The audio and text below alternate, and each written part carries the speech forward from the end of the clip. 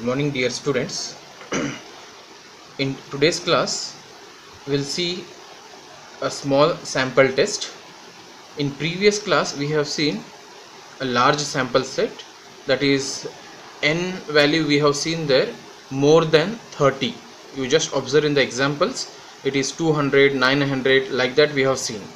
So here, for the small sample test, that is 30 or less than or equal to 30, we are having two kinds of distribution.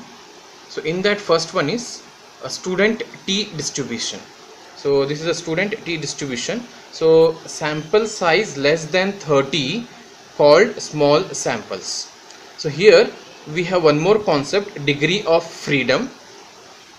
Degree of freedom, that is df, which is denoted by v also, and it is given by n minus 1. So whatever n value will get, in that if you subtract 1, so that value is going to consider as what here, degree of freedom. So here, because why we needed this degree of freedom, to find the student t distribution in the table, they will give the value in terms of degree of freedom. So of which value of degree of freedom the t distribution falls, that we are going to be seen in the table, or sometimes in the question only they will give the degree of freedom value. Okay, so in this small sample test, we'll see what is student t distribution. Consider a small sample of size n, and remember this n will be less than or equal to 30 only. Okay, if it is going more than 30, we have to go to what here, the previous method, what z formula is there, that is x minus, formula is same only, a slight change will get here. So size is n, drawn from a normal population with mean mu and standard deviation rho.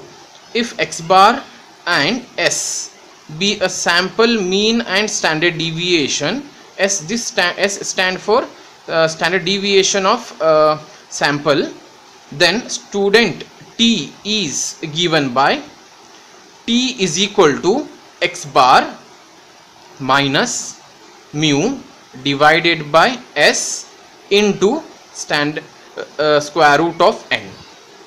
The formula t is given by x bar minus mu. X bar is sample mean, mu is population mean or normal population mean, and s stand for what here, it is a sample standard deviation, the square root of n. This n stand for what here, a sample size, that is how many samples we have taken, that is the value of n. Now I told in the, we have seen, so mod z means if you get a negative value of t, we need to consider it is positive by taking mod. So mod z, if it is greater than t of 0.05, then difference between x bar and mu is said to be a significant at 5. See, it depends on your values how we'll take it. So if we are going to consider our negative statement, at that time it will be less than, and if it is positive statement, at that time it is greater than. So you just remember this. So we'll see the particular case in the problem. Okay, next, similarly, if mod of t is greater than t of 001, so t stand for a student t, the difference is said to be a significant and 1% level of significance, means we will see the value of from this table, then we can confirm. Now where I told x bar is, this is, remember, so t formula we know that, in that x bar formula they have given 1 upon n summation of xi, and s we have divided by s we have in the formula. So we don't have the formula for s, but we need to find s square, then we'll take the square root of this s square, then we'll get the value of s. So s formula they have given 1 upon n minus 1 summation of xi minus x bar whole square. So with the help of this, we'll see the examples based on student t distribution, where n value is less than or equal to 30. Now the problems based on student t distribution. First problem, find the students t for the following variable values in a sample of 8. So they have given the data -4, -2, -2, 0, 2, 2, 3, 3, taking the mean of the population to be 0, means mean of the population means mu. So solution.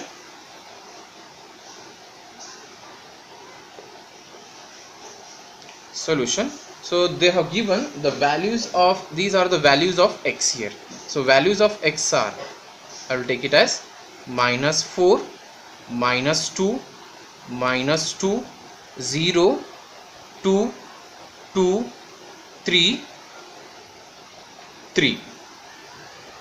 So these are the values of x. So they have given, you count it, 1, 2, 3, 4, 5, 6, 7, 8. So n value is 8.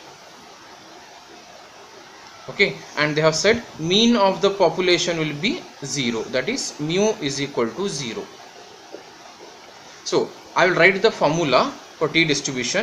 Mod of t is equal to mod of x bar minus mu divided by s into root of n. So this is the formula. So I know we got the value of mu is equal to 0, n is 8. So now we need to find x bar and s value. So what is x bar? We'll see now. Now x bar is nothing but, this is usual formula, summation of x upon n.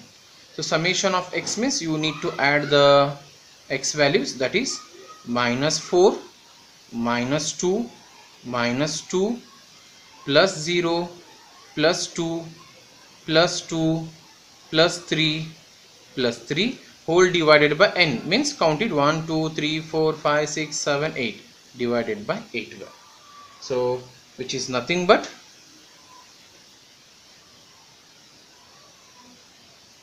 so this will become, simplification will become 1 upon 4, which is nothing but 0.25. So we got the x bar value. So therefore x bar is equal to 0.25. Now we need to work out for s, but s, we don't have the formula for s. S square we need to calculate. So s square, we have the formula as s square is equal to 1 upon n minus 1 summation of x minus x bar whole square. So this calculation we need to do it here. So to calculate this summation, so x minus x bar whole square, so we'll prepare a formula. So bracket alpha x minus x bar value is fixed for all the problems, all the solution here. So x bar we got 0.25. So I'll write 0.25, close the bracket, square, calc option. So you just put the values of x. First value of x is -4. X is -4. What answer you will get? So that value you write it. So how much you will get? You that much you write it here. So or else a fraction, what how much you got, you write that much. That is 289 upon 16 plus calc option. Next second value is -2. X value is -2. So it will be 81 upon 16.